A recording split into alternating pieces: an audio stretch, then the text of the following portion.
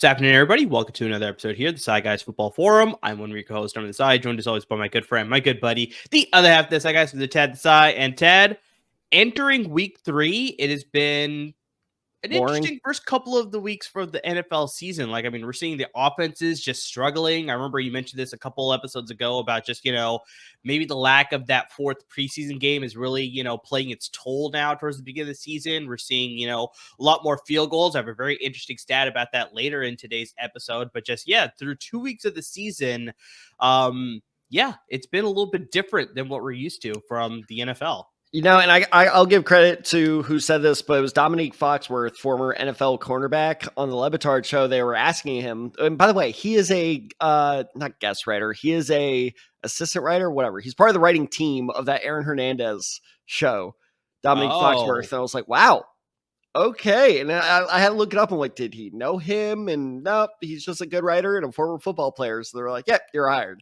But anyway, he had the interesting point, actually, that, contradicts my point that it's not so much the rust.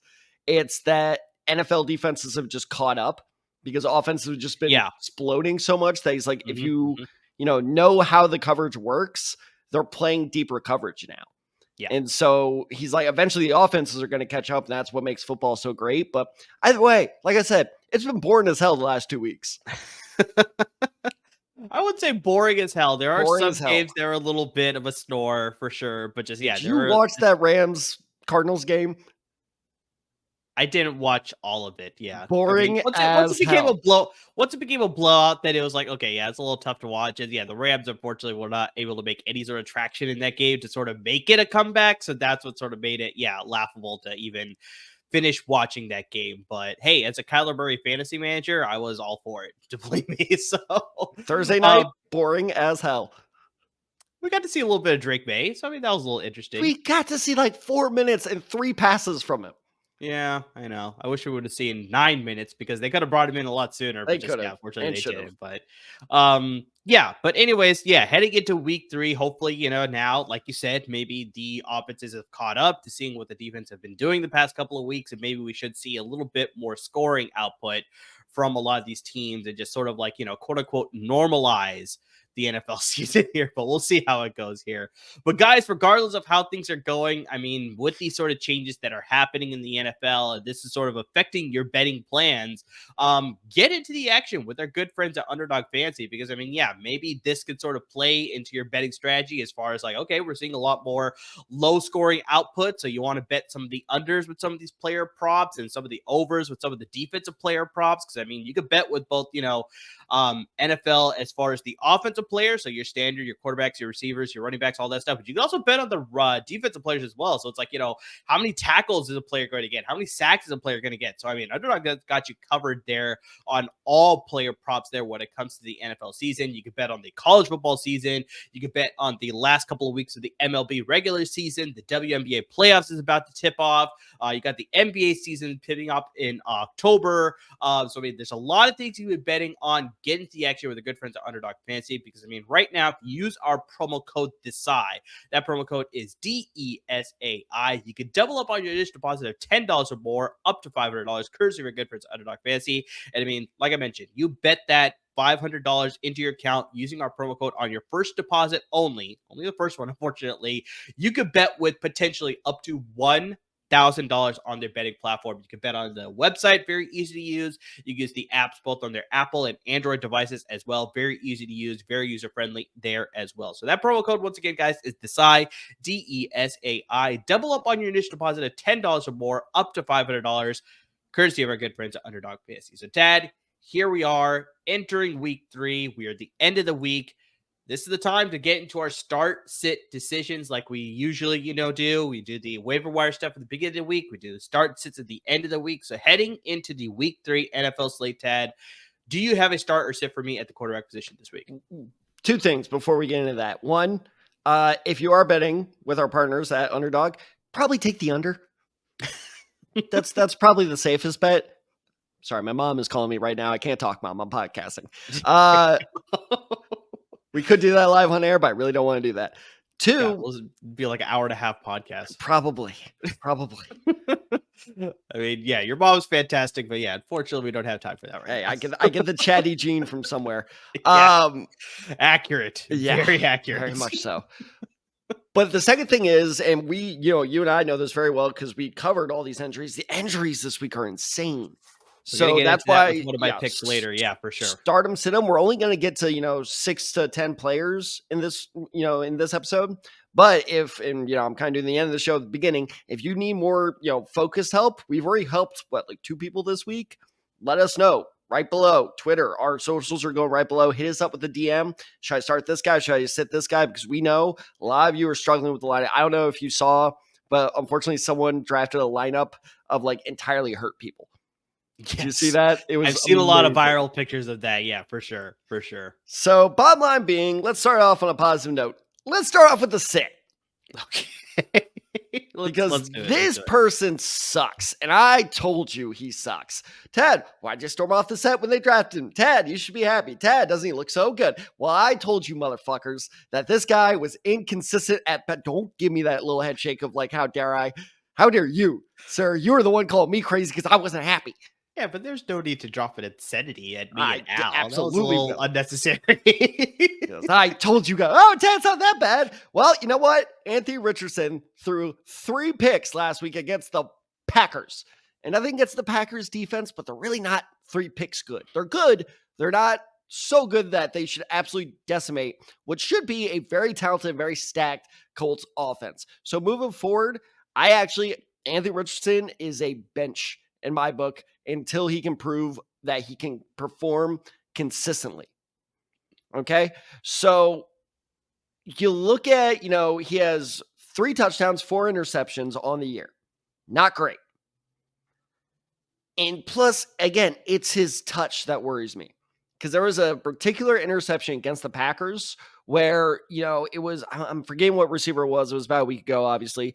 But he was running across the middle. He was fairly open. And it was only an interception because Anthony Richardson overthrew him. That's lack of talent. That's not system failing him. That's not, that's just bad luck. That is lack of touch, frankly. So until he proves that, okay, he can improve there, okay. I don't trust him because we got 25 points in week 1, which is why some people maybe call me crazy.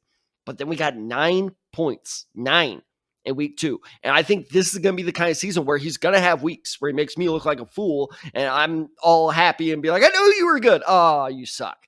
I knew you were good. Oh, you suck. That's going to be the whole Colts season if we go at this rate.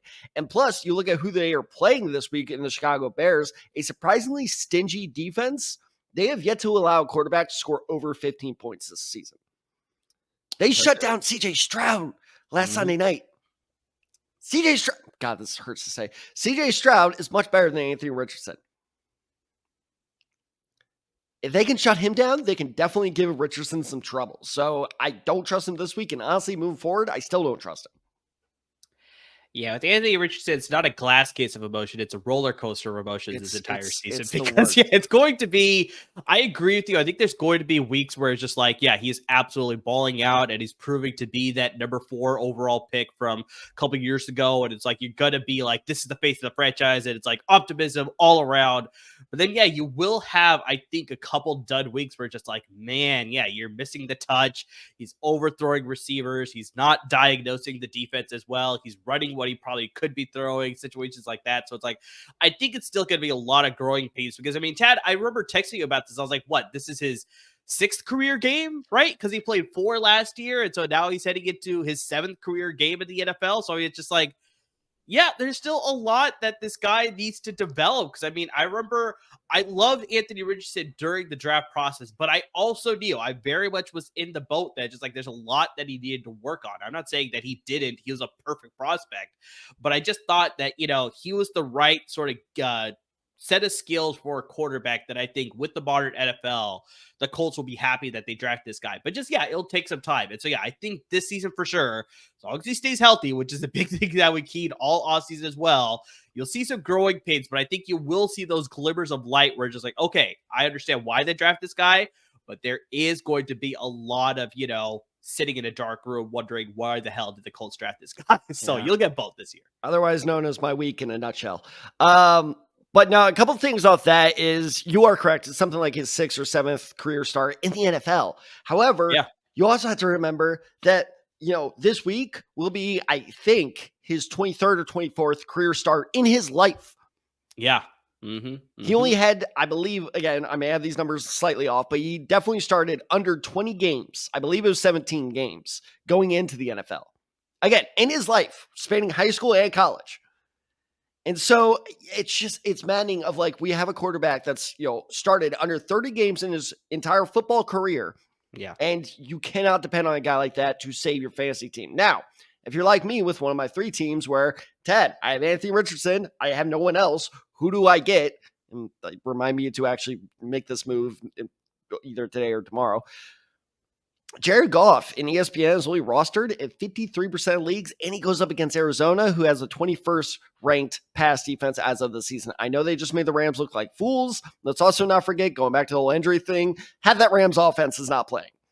So, including their offensive line, I think that's where things really collapse. So, Jared Goff with a relatively healthy Lions offense, I think he is a much better start this week than Anthony Richardson. So, sit Richardson, start Goff.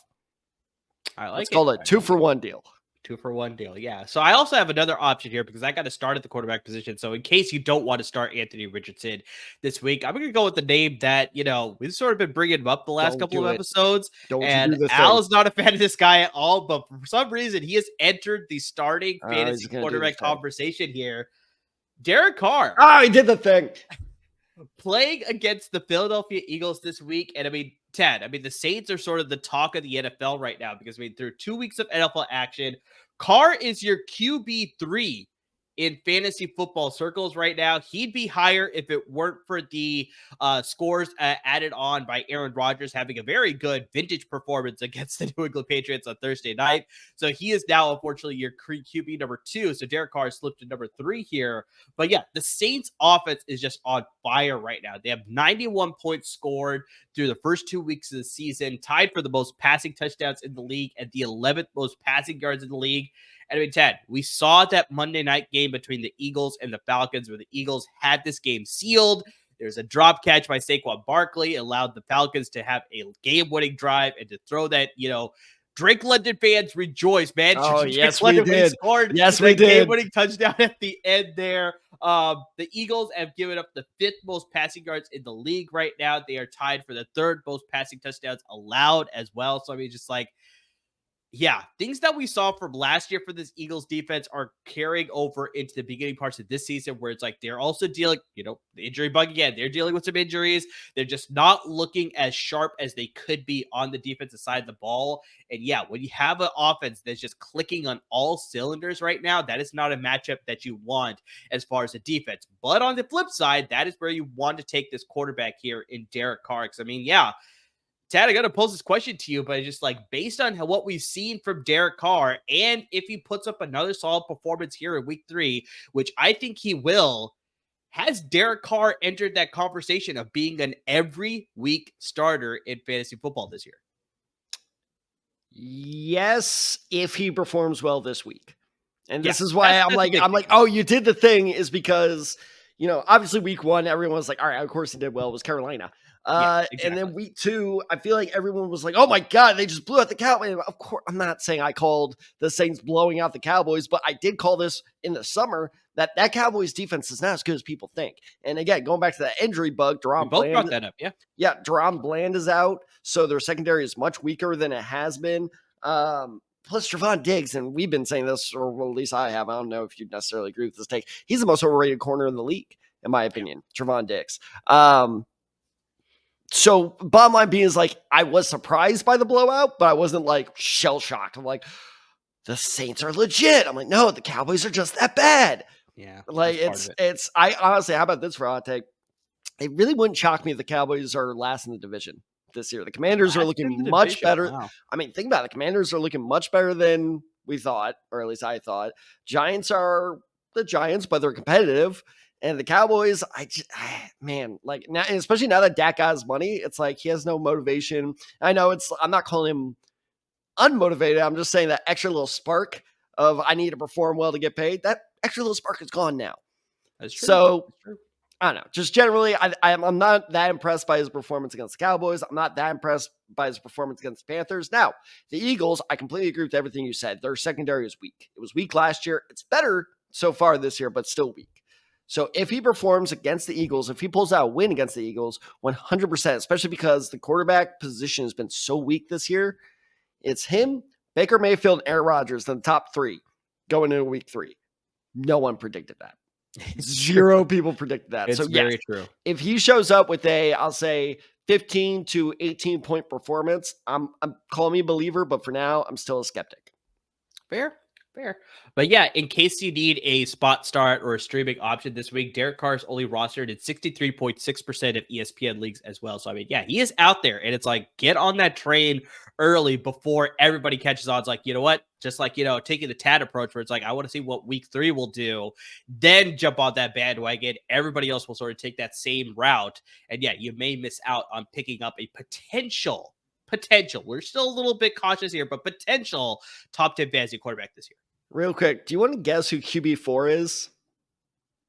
Who is QB4? Jaden Daniels. It's that rushing attack. For That's sure. That's why I just traded for him. Going to be gashing people for sure. Thanks, Charlie. All right, Tad, speaking about rushing attack, let's get to the running back position here, Tad. Do you have a start or a sit for me here at the running back here week 3? This is my riskiest pick of the entire week, but fuck it. I'm going for it. All right.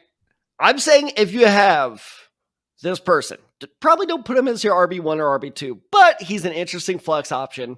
I can't believe I'm saying this. I thought this team was dead in the water, but fantasy-wise, several players are proving themselves relevant, and one of those players is Devin Singletary of the New York Giants. Wow, Devin Singletary. I know. Now, look, he's your typical, like, your perfect example of a diamond in the rough type of player, and I'll tell you why. Is he really that good? No. Is the team really that good? No. So, Tad, why the hell should I start at this person? Well, I will tell you, imaginary person, the volume. And our longtime listeners and viewers know that is a word I love. The volume is there. So, remember, get this. The Giants have run the ball 31 times this year with a running back. I should clarify that because people are going to yell at me like, no, that's not correct. If you throw Daniel Jones rushing attempts, that number goes higher. But they've handed the ball off to a running back 31 times this year. Got it. Okay. 26 of those have been to Devin Singletary. All right. That is a massive, consistent, that's the thing too, consistent amount of carries that I love. You don't have a Jaleel McLaughlin or Jerome Ford situation or something. Exactly. You're shaking your head because it's like, what the hell? Like, I thought this was going to be a split carry situation. You don't have to worry about that with the Giants. I know who their dude is. I know who their running back is. And I know if they are getting in the red zone, which they are doing a surprising amount, is because don't forget, I know they never scored a touchdown, or maybe they scored one against the Commanders, but they were in the red zone pretty consistently. That just goes to show how bad the offensive game has been. Is that Giants Commanders game was popping up a lot in my red zone feed last Sunday because a lot of the times they both were in the red zone, just couldn't seal the deal. Bottom line being is, I think Singletary is good for at least one touchdown because the Browns, who they're playing, have allowed over 100 yards rushing and a rushing touchdown in the last 2 weeks against each of their opponents. And let's also not forget that Browns offense is also really, really bad. I don't think they're going to be putting the defense in very good positions. So I know it's the Giants. I know it's risky, but literally this man is the only running back they have in New York. I think he's good for at least one touchdown. The Brown streak continues. Interesting.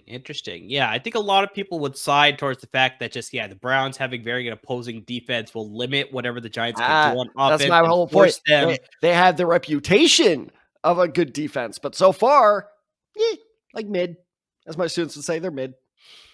Yeah, I think the biggest thing is that if they force Daniel Jones to beat them, that sort of plays into their style that they sort of want there. So maybe they'll go that direction and that'll sort of limit the explosivity or the, success that Devin Singletary will have. But yeah, if it plays into everything that you laid out, then yeah, Devin Singletary could absolutely be a very good start this week. But yeah, I would agree with you. That is a very risky call for sure this week. Hold on. His what? Explosivity? Explosivity, yeah. That is not a word. I'm pretty sure it's explosiveness. All right, you. Oh yeah, mid a word. Come on, get out of here. Mid is a word. It's a made up word. That's the biggest thing. Mid is a word. Mid round pick. You're saying that's made up? In the context that you use the word, that is a made up. No, that's slang. That's not made up. Slang doesn't matter. Doesn't matter. All right, slang is made up. That is exactly what it is. You give me your pick. I'm gonna look explosive. I don't even know how to spell that. Explosivity. All right. Well, I'll Google it. You give me your pick. I'm going to get to the running back position here as well, and I'm going to go with the sit for – I'm going to give you a 2-for-1 here, Tad. Najee Harris and Jaylen Warren. Sit both of them against the Los Angeles Chargers this week. The Chargers, Tad, are one of only 2 teams in the NFL that have not allowed a rushing touchdown this entire season. Do you think you named that other team? Sorry, I was looking up explosivity, so I wasn't listening. Real quick, though. Explosivity, noun, the state of being explosive. I apologize. Well done. Let's go. You own the English teacher. Good job. Anyway, repeat the question, please. The Chargers are one of only 2 teams in the NFL to not allow a rushing touchdown this season. Do you think you can name the other one? Steelers. They are the Steelers. They're playing each other this weekend. So yeah, the Chargers are also ranked 6th in fewest rushing yards allowed on defense. But here's the biggest thing as to why. Wait. Do you know the other one? Oh, you're saying it was the Chargers and another team. I thought you were saying there were 2 other teams other than the Chargers. No, the Chargers and the Steelers are the only 2 teams. My other guess was going to be the Bengals.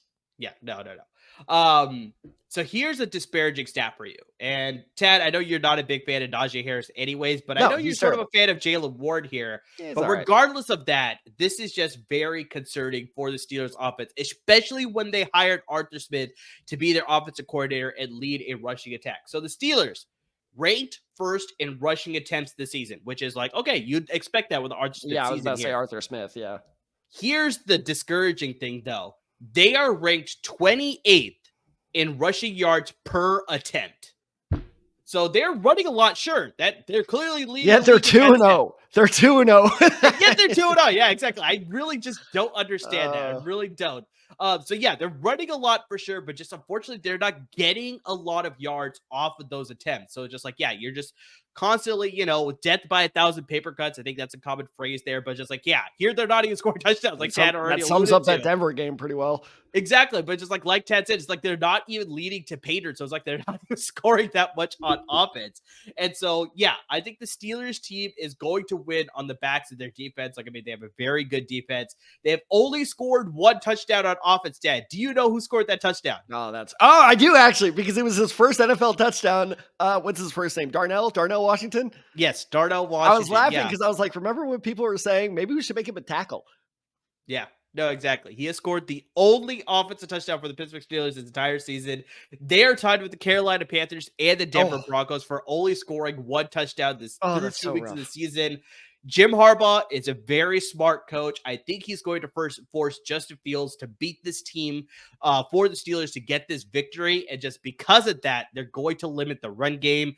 Justin Fields is not going to be effective. I like the Chargers in this game. And because of that, I very much do not like anybody on the Steelers offense, including both Jaylen Warren and Najee Harris. No, I agree with everything you just said, which is a rarity. The Steelers offense, and that's why I know Fields has looked better. But I still think that Russell Wilson is going to step in because, this offense you can get the ball moving, but they can't get the ball in the end zone. Yeah. Right. And so I think that hopefully Russell Wilson will be the spark plug that this offense needs because they're talented. There's zero reason this offense should be performing the way they are, except for at quarterback, which I feel like is the exact same stuff we were saying about the Steelers last year. And no, I'm just happy people are finally coming around and realizing the truth that I've been spouting for the past, 3 years, that, I get Najee Harris physically looks impressive, but in terms of does he produce? He underproduces. I won't say he doesn't produce because he does have some good weeks, but he underproduces. Yeah. So it's just, I don't know. And also this whole talking point was a filibuster. Because you said they were tied with the Panthers for 1 touchdown. I was like, who the hell scored up with the Panthers? I just looked it up. Do you know who did it?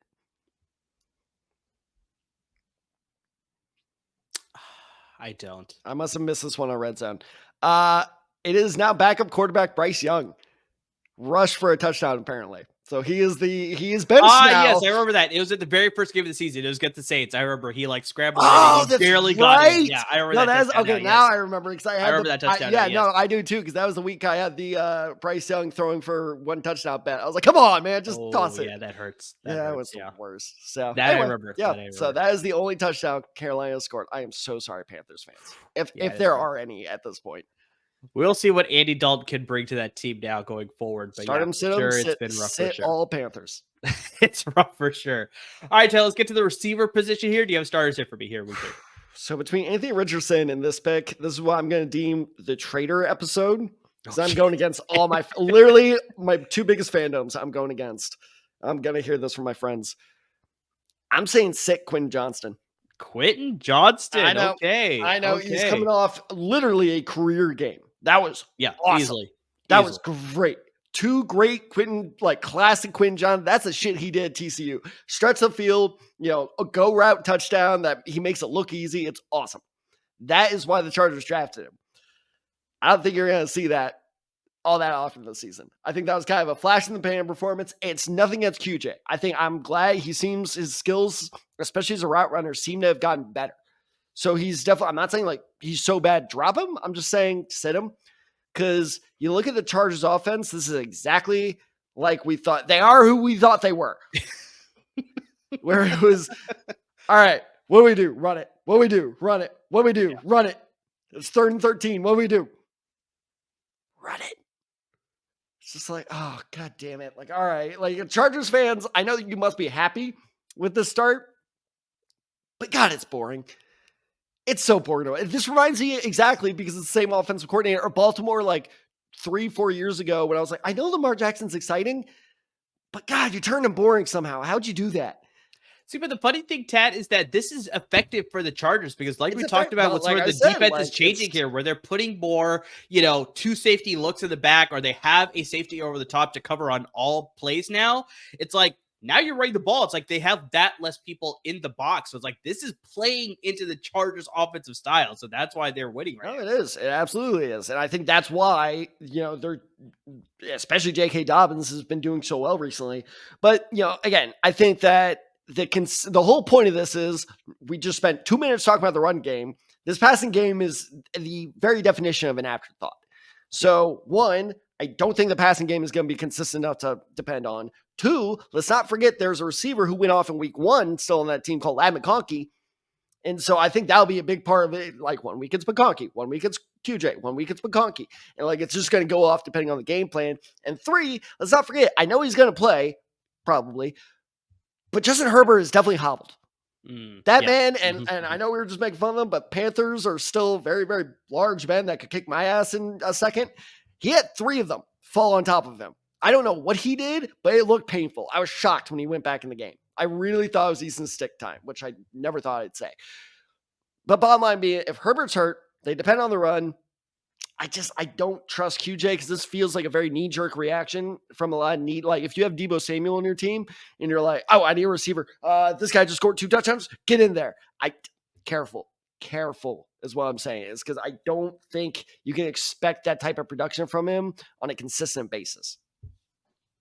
Yeah, I think sort of last week what we had from Quentin Johnston was just like, very much, like we were talking about with Anthony Richardson, it's like he's going to have some weeks where he goes off. He's going to have some weeks where he's just like an absolute dud, an afterthought, this offense. But just, I think the biggest thing that I, already brought up was that with the sort of changes that the defense are employing this year, that's what I was looking for.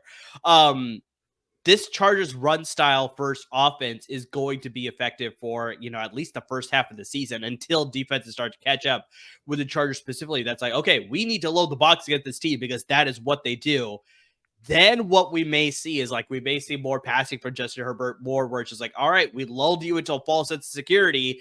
Now we're going to air it out to you with some deep shots to Quentin Johnston, where we're going to move the chains with Ladd McConkey, those sorts of things. So it's like, that may not happen until, like I said, we get to the halfway point of the season. But it's like, for now though, it's very much load the box to try and stop J.K. Dobbins if defenses are smart. But yeah, especially with the Steelers defense, like I said, they need to lead the attack for this team to continue to get wins. And so, yeah, 100%, they're going to be keying in on the run game. But just, yeah, I still am a little hesitant to start, Quentin Johnston or any of the receivers for this Chargers offense because it's hard to trust this passing attack with the Chargers when they go run first all the time, pretty much.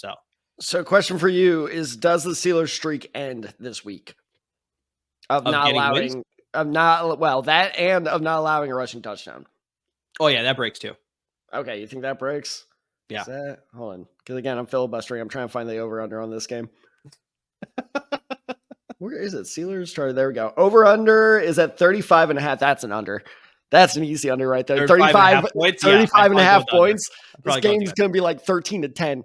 Yeah, I could very much see it happening that way. So, Tad, you gave your riskiest pick at the running back position. I'm going to give my riskiest pick at the receiver position here, and I'm going to go with Jauan Jennings versus the Los Angeles Rams as a start this week. So, Tad, at this point, Jennings is one of the few people that's going to be suiting up for this game. I'm surprised you're not one of the receivers at this point. On either sides of the ball. That's also true. On either sideline. This is just like good gravy, Tad. There's just so many injuries to both teams, like this ravaged by injuries. It's not even gravy at this point. It's just brown and water. That's exactly what it is right now. That's happening in this game. But I will say the silver lining in this, that's why I'm sort of high on Jauan Jennings, even with all the injuries that they suffering right now. San Francisco is currently one of 4 teams that has over 500 passing yards through 2 weeks of action.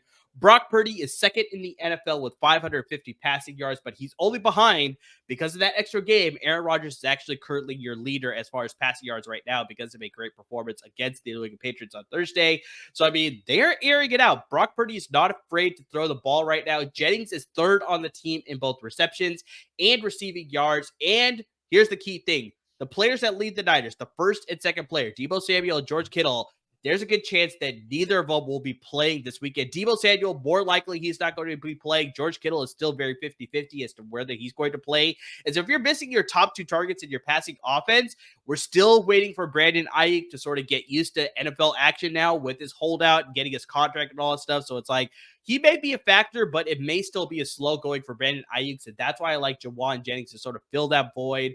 I really think, with the Rams suffering all the injuries that they've given up the 9th most passing yards in the league so far through 2 weeks. And they are tied for allowing the 3rd most passing touchdowns in the league as well. This is a big rivalry game.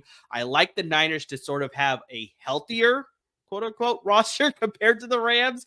And just based on what we saw against the Arizona Cardinals last week for the Rams, maybe they're looking to sort of rectify that. But I think the Niners just sort of have their number so far in the regular season. I will say in the postseason right now, it's sort of gone the Rams' way. But I think in the regular season, for some reason, Kyle Shanahan has Sean McVay's number. And I expect the Niners to get this win. And I like Jauan Jennings to be a surprise leader for that team to get this victory. I'm so glad you threw in that last part because that was going to be my point of this just reeks of typical 49ers. Half your roster's down. They're hurt going up against divisional rival. Who's this Jauan Jennings guy who just had 200 yards? They did the same thing with Jordan Mason week 1 where everyone was like, oh my God, McCaffrey's out. Oh my, where are they going to? Jordan Mason had the definition of a career game where that dude's just secured himself at least 3 more years in the league based off 1 game.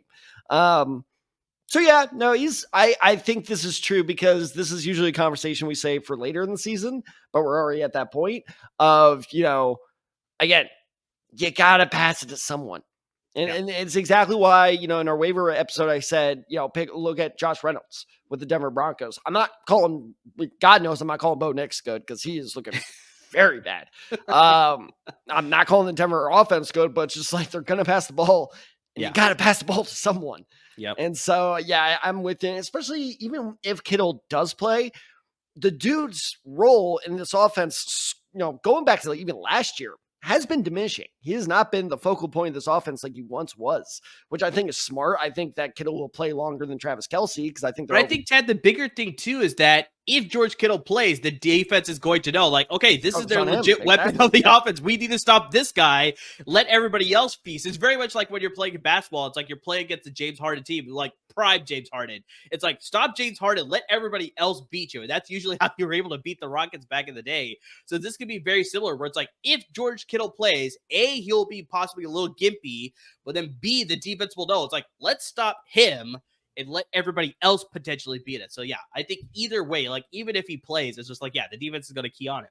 Yeah, and like I said, I think that with all the injuries and everything, that I think this game is going to be higher scoring than people think. It could be. I really could see this being one of the highest scoring, not the highest scoring game of the weekend. But before we move on, Juwan Jennings out of University of Tennessee. Damn it! Yeah, that one I knew. Damn it. For sure. What round was he drafted? Former quarterback. What'd you say? What round? Yep. 5th round. Was it a 6th round? 7th. Oh, 7th round. Okay, he was a lot later. Yeah.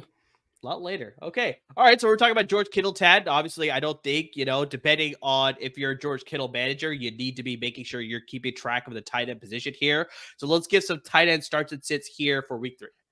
Okay, so I just want to clarify. I'm not saying cut this person, because when you give me that head turn, but you're about to see why, is because you and I are both hyping this guy up about 2 weeks ago. All right.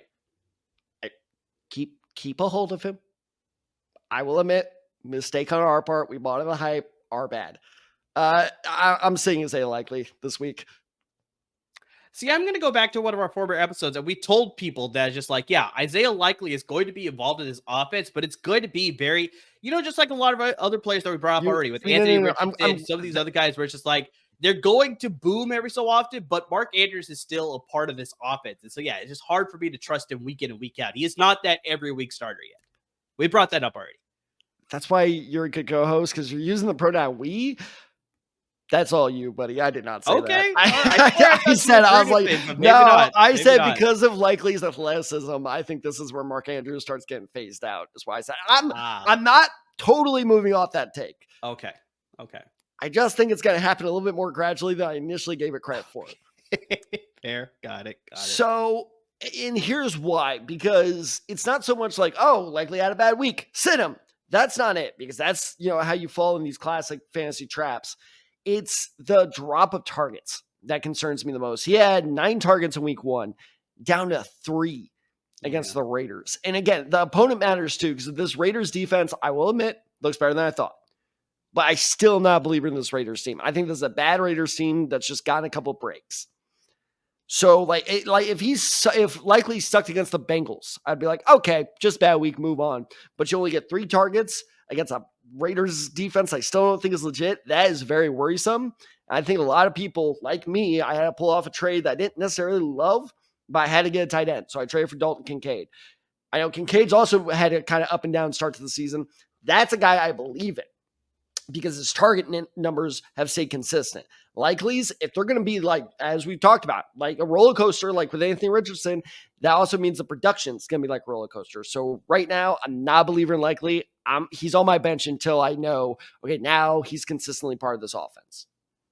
Yeah, that's the biggest thing. Because, yeah, like I said, I remember bringing this up a couple episodes ago where it's just like, yeah, I think Isaiah Likely is the future at the tight end position for the ball. Next season's going to be interesting for him. But, yeah, the biggest thing is, like, while Mark Andrews is still there, and John Harbaugh has said this in the offseason too, he's like, I want to involve both tight ends. We obviously know Mark Andrews is recovering from injury. He looks like he's 100% ready to go. But just like, yeah, it's still like, I think they wanted to gradually ease him in too. And so, yeah, I think it's just both tight ends hold some value.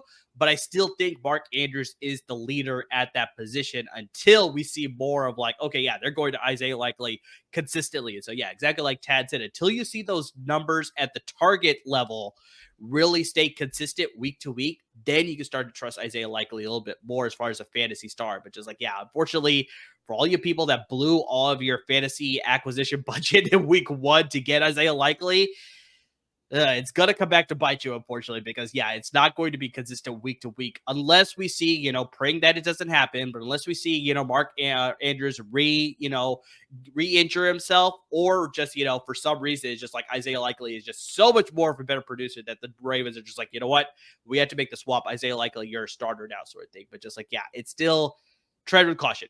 Tread with caution. That's the biggest thing. I will back up I will recover some of my credibility, because exactly like what you said is, like, if you blew your entire waiver budget on him, I did say don't do that. I did say don't do that for a tight end. You know, like if you were like me, I was 6th or 7th. It doesn't matter. I was on the later half of the waiver wire order because we don't do the budget thing. I didn't get him. I was hoping like maybe he'd slide to me, but number 4 got him. I wasn't devastated though, because again, I was like, this is still a risk. It's true. It's true.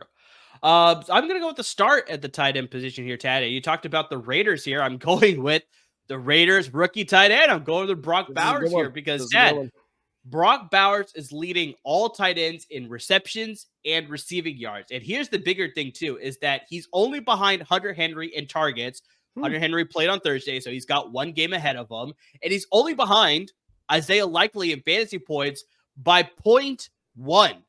So, I mean, he is close to being the leader at the tight end position in fantasy football leagues as well. I mean, Tad, the Panthers are the only team in the NFL that has surrendered 2 touchdowns to opposing tight ends this entire season. They've also surrendered 36.9 fantasy points to opposing tight ends, which is 3rd worst in the NFL. There's no question that Brock Bowers is the secondary option on this Raiders passing attack behind Davante Adams. Bowers and Adams are the only 2 Las Vegas Raiders players that have double-digit receptions and targets, along with over 100 receiving yards through 2 weeks of the season. So, I mean, clearly this passing offense is funneling through both of those players. Gardner Minshew is looking both their directions. Brock Bowers has not scored a touchdown yet this entire season, but I think against a very weak Carolina defense this week, I see Brock Bowers scoring his first career touchdown against the Carolina Panthers in a blowout sort of situation here.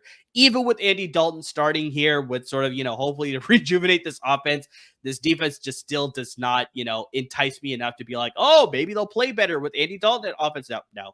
I think the Raiders are going to be able to control this game. Brock Bowers is going to have a sensational game. Start this guy. He is worth starting every week now, for sure, because like I said, he's just so involved in that offense outside of Davante Adams. He's the secondary option. Yeah, very hard to disagree with anything you said. I'm thinking back to draft night when the Raiders took Brock Bowers. I was like, I don't get this pick. And I think I said this that night I still don't get the pick. Like, I mean, when you had Michael Mayer from last year, it's like, it still doesn't make sense. But now it's like, he's 100% overwritten. Like whatever Michael Mayer was, it's like, he is so irrelevant now. It's and like, I think, and that's where I was going with it was, now I kind of get it. Of like, we have this guy who's good. This guy's better. Yeah. And with how they want to utilize tight end, he's better. And he's good. He's just as good as everyone thought. I'm not going to act like we called it. Yeah, literally everybody said this. Brock Bowers being good. People were saying it before he played his last year in Georgia. They're like, this guy's going to be sensational. Yeah, and so far been panning out. I wanted him to be a Colt so badly. God damn it. That would have been apparently the Colts were going after him. I was about to say, the rumor was that the Colts were trying to trade up to try and get him at number 6 overall, right? That was with the Giants. Either him or Nabers, and Nabers also looks fucking amazing. Yeah. Damn it! Anyway. The Giants screwing over more people than just their own franchise. Fuck the Giants. Point being, yet you believe in Devin Singletary this week. There are no emotions when it comes to fantasy until you did say it's a risky pick. You did say it's a risky pick, so I'll back you up there. But now the one concern I have with this pick is exactly one of the last words you use is blowout. Yeah. Bowers is going to need to score early because I think the Panthers are going to get blown out again. And obviously what happens in blowout, your boy Zamir White's going to get a lot of the attention, and Alexander Madison, by the way. So that's my biggest concern is if he doesn't score early, I don't think they pass enough late in the game to give him an opportunity, but I think he's very good. It's a very good chance that he does score early because there's just not much. Again, Carolina, Las Vegas, God, if it weren't for Red Zone, I wouldn't watch a second of that game. Fair. That's going to be rough, dude. That's going to be a rough one. We'll see for sure. All right, Ted, let's get to our defense and kickers here. Do you got starts or do you have sits or do you have one of both? I got both starts. Both starts. Okay. Both starts. So I'm saying start the Buffalo Bills defense against the Jacksonville Jaguars. It was funny. After week 1, I was like, the Bills defense not looking so good. They struggled against Arizona. And now I'm like, okay, maybe Arizona's actually good. I'm like, maybe, you know what? Maybe you actually held your own pretty well against what is looking like a pretty freaking good offense. But then they come back, and I know Tua was obviously taken out of the game, but even before that, they were really holding their own against Miami pretty well. And they ended up scoring 17 fantasy points against a Miami offense that, even with Skylar Thompson at quarterback, I'm still kind of scared of. So, like, that's how good this Miami offense is. And Buffalo did very well against them. Who do they play this week? The Jacksonville Jaguars. I think the nicest thing I can say about this offense is handicapped. Okay. I can say much meaner things, but it's just, I don't know. Trevor Lawrence looks mid, which is a word. But it's just like, other than Brian Thomas, has there really been anything that's like impressed you about this offense so far? Like, Evan Ingram has been hurt. Christian Kirk has not been doing much. Travis offensive Etienne line has been pretty good. Etienne's looked solid. Bigsby is looking like a threat he to is hurt Etienne. too, so there's a Obviously, I possibility did he not might know not that. play. So it's like, yeah, it's a little iffy. It's a little And iffy. the But biggest there's thing a is reason this- I had Trevor Lawrence as a bust to begin the season. you I was did. just like, I just didn't You have did. faith in him. And yeah, I think that it's handicapped, stilted, whatever word you want to use. I'm not calling the Jags offense bad because there's a lot of talent on that offense. It's just like they're not making the most out of it somehow, some way. I don't know how that's possible, but they're making it possible. I think a lot of it's that offensive line. That's still bad. That is a bad offensive line. But point being is, I think the Bills are a very, very strong start, and they're available in nearly 80% of ESPN leagues. Last I checked, that was a couple days ago. That might have changed. Kicker. I was going to say start Josh Carty, partially because I want to make another Stanford joke. I'll be totally honest. That's the whole reason I picked him. And then just this morning, just about 2 hours ago, I was double checking all my picks. I was like, okay, I'm good for the episode. And I saw the dreaded Q next to Carty's name. And again, I go back to the league joke. What even is questionable? Yeah. And I clicked on the news icon. He hasn't practiced in the last 2 days. Yeah. Not a great sign. Whenever a guy doesn't practice on Thursday, I just assume he's out. So Carty's probably out. So that's someone to look out for is whoever the Rams kicker ends up being. If it's a guy maybe not bad picks. Like I said, I think that game's going to be very high scoring. Now, for a guy I know for sure is starting, unless anything bad happens, is, I think I'm saying this right, Blake Grupe. Yes. Yes. Blake Grupe and the New Orleans Saints. Hey, we already talked about that offense, but I do think that the Eagles-Saints game will be tight. I just think the Eagles will come out on top. But still, I think that the Eagles defense is their typical bend, don't break type of defense where they hold. And we saw, against Atlanta on Monday, where Atlanta didn't get their big touchdown until literally 40 seconds left in the game. Sure. And that was only because Jalen Hurts doesn't know how to throw a deep ball. So I think that New Orleans will have a lot of field goal opportunities, and they will take advantage of them. Groupie scored 22 points in week 1, 8 points last week. 8 points, solid, not great. I think he'll be at or above 10 this week. Just confirming the Bills roster percentage. It is only 27.6% in so it's gone up leagues right now. So last I checked. A little slightly, but yeah, still widely available if you need to stream a defense this week. So yeah, that's not a bad pick as well. So I got 2 sits at both the defensive kicker position. The first one I'm going to go with is the Dallas Cowboys versus the Baltimore Ravens this week. Yep. This matchup could end up being the highest scoring game of the week. I think so, because both teams are in the top 5 for points allowed on defense. They have 2 very good offenses as well. The Cowboys just got decimated by Alvin Kamara and the New Orleans Saints last week on the ground. The New Orleans Saints had 190 rushing yards and 4 rushing touchdowns. They now face after that, they get to face Lamar Jackson, Derek Henry, and the NFL's 7th best rushing attack in the league based on yards, tied for the 2nd highest rushing yards per attempt in the NFL as well. So, I mean, the biggest thing also is that on their starting defensive line, Mazi Smith, a former first-round pick of the 2023 draft, he is a starter for them. He is looking like he may not play in this week's game. So if you're missing a starter off of your defensive line, that's already speaking to the fact that the Ravens may key on that and absolutely run the ball down your throat right up the middle against this defense. So I very much like the Ravens to be able to get this win, but I also just don't like the Cowboys defense based on what we've seen through 2 weeks of action outside of the Browns performance. But like you brought up earlier, Tad, Browns offense is absolute garbage. So, I mean, there's a reason why they're able to look good there. But yeah, against the Saints to get absolutely blown out at home to get that sort of number put up on you, that just doesn't give me faith in this defense. And going against a more, heading into the season, I think we all agreed that probably the Ravens offense is more capable than the Saints offense. But yeah, now for sure, even through the couple weeks of action here, I still like this Ravens offense to be very good against a very shaky Cowboys defense right now.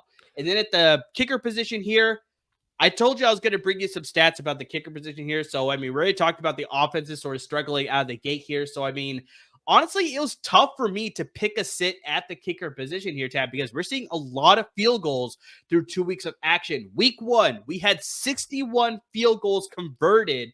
And then in week 2, we had 73 field goals converted. This is now a new record in the NFL for most field goals converted in a single week of NFL action here. The record was previously 68 back in week 15 of the 2016 season. So we almost broke that record in week 1 if we had one more field goal converted. So, I mean, like you talked about, where just like offense is struggling, the defense is sort of catching up here. We have to wait for that shift to happen some way at the midway point of the season. But like we're seeing a lot more field goals. So honestly, it was tough for me to pick a sit. But this is purely based on the matchup here. I'm going with Will Reichard, the Minnesota Vikings kicker, against the Houston Texans this week. The Texans have allowed the 3rd fewest total yards in the NFL so far. This should prove a tough test for Minnesota. The Vikings have also only kicked 3 field goals this entire season so far through 2 weeks of action. So while I brought this up in our in our waiver wire episode at the beginning of the week, I like Reichard for like long-term aspects, but I think just wait one more week before you pick him up because I think he's going to struggle this week. But honestly, like I said, it wouldn't surprise me if he has a good week too, because we're seeing a lot of field goals in the league right now. So it wouldn't surprise me if he actually blows out too. But just, because of the matchup, I would say sit Will Reichard this week. So guys, that is our week 3 start and sits for this week. I mean, guys, we only brought up a handful of players here at each position, 2 each, obviously both the start and the sit. But I mean, if you need more advice, you see the ticket coming right down below. Hit us up on our social media handles. You got me at I'm Side 23. You got Tad at Tad94. You got the show handle at The Side Guys. And of course on Instagram at The Side Guys as well. Hit us up with your specific league advice, whether you need start sit help, whether you need waiver wire help, whether you're already contemplating some trades. Just let us know. We're here to help you with personalized advice for your league specifically, because we can't get to everything in our episodes here, both on YouTube and the podcast. So, that is your best chance to get the specific advice that you need to help you win your fantasy leagues and fantasy titles. We want to help you win as many titles as you can this year. Like I said, subscribe to your podcast, subscribe to our YouTube channel as well. And please, please, please support our parent network at LAFB Network, because without them, there would be no us.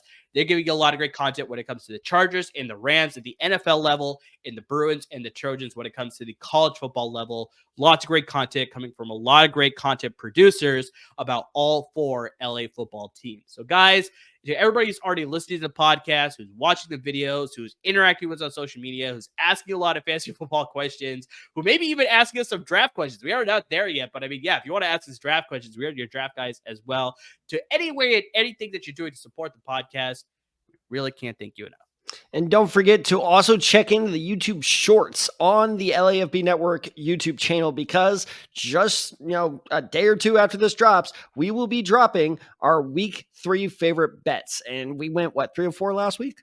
We did 3 or 4. So we're right in a bit of a hot streak here. So, hey, along with helping you out win your fantasy leagues, we also want to help you out win you some money. So be sure to keep checking on there. And don't also forget to check out the LAFB Network Reddit page. A lot of good content's going up there. I know if you go to the LAFB site, there's a lot of articles. You're like, I don't know what to look for.